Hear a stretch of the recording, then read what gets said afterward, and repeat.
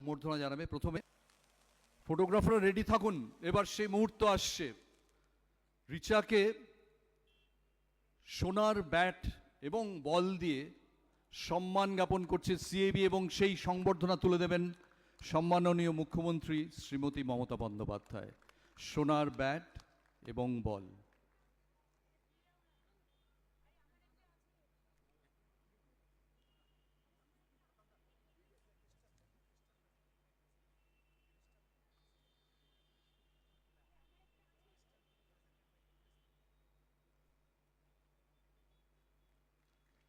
ক্রিস্টালটা সৌরভের তরফ থেকে মাননীয় মুখ্যমন্ত্রী, ঝুলন সবাই আছেন। সবাই একসঙ্গে যদি আশেপাশে দাঁড়ানো, দারুণ গ্রুপ ছবি হতে পারে।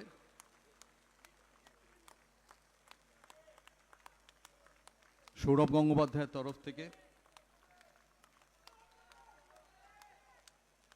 ক্রিস্টাল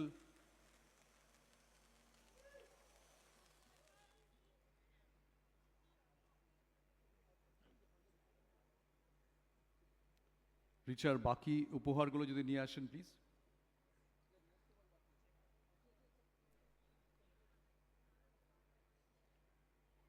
এবং ব্যাট ছাড়াও রিচার জন্য রয়েছে একটা চেক। সেই চেকের অ্যামাউন্টটা 34 লাখ টাকা। কেন 34 লাখ টাকা? না, ফাইনালে 34 রান করেছিলেন রিচা, প্রত্যেকটা রানের জন্য 1 লাখ টাকা মাননীয় মুখ্যমন্ত্রী তুলে দেবেন রিচার হাতে। 34 লাখ টাকা রিচা ঘোষকে ফাইনালে 34 রানের জন্য।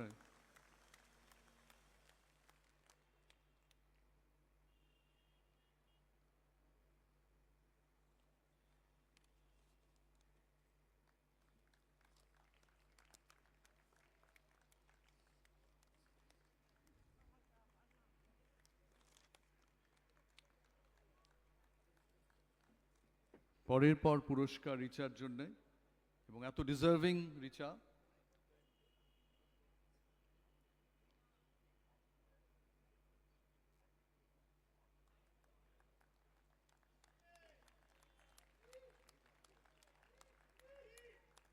মঞ্চে সবাইকে একটু একসঙ্গে দাঁড়াবেন, তাহলে একটা গ্রুপ ছবিও হতে পারে রিচাকে ঘিরে।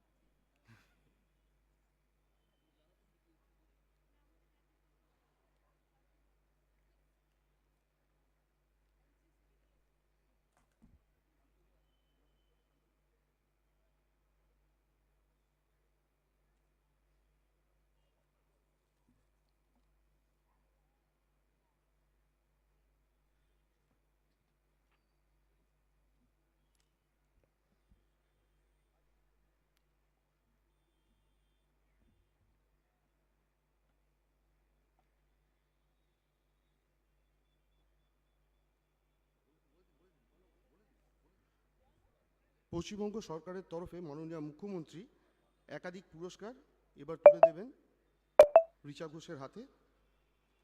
প্রথমেই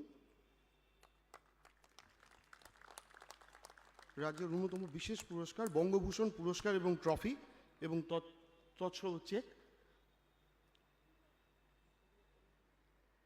মাননীয় মুখ্যমন্ত্রী তুলে দিচ্ছেন রিচা ঘোষের হাতে।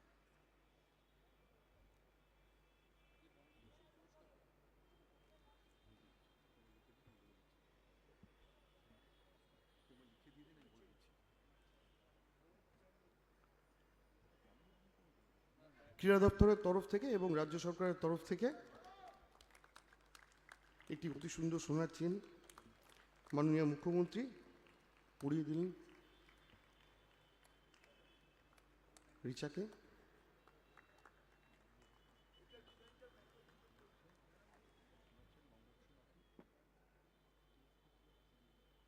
মাননীয় মুখ্যমন্ত্রী এই চেনটি রিচা ঘোষের হাতে তুলে দিলেন এবং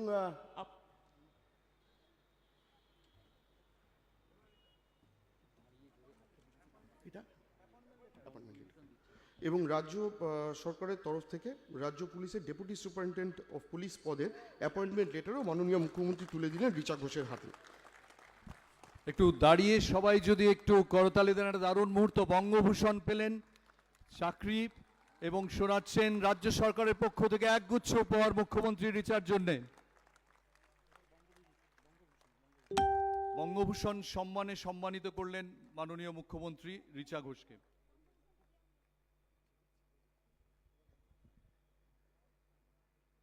বঙ্গভূষণ ট্রফিটি এবার মাননীয় মুখ্যমন্ত্রী তুলে দিচ্ছেন রিচার হাতে, রিচা ঘোষের হাতে। সকলকে করতালি দেওয়ার জন্য অনুরোধ করব।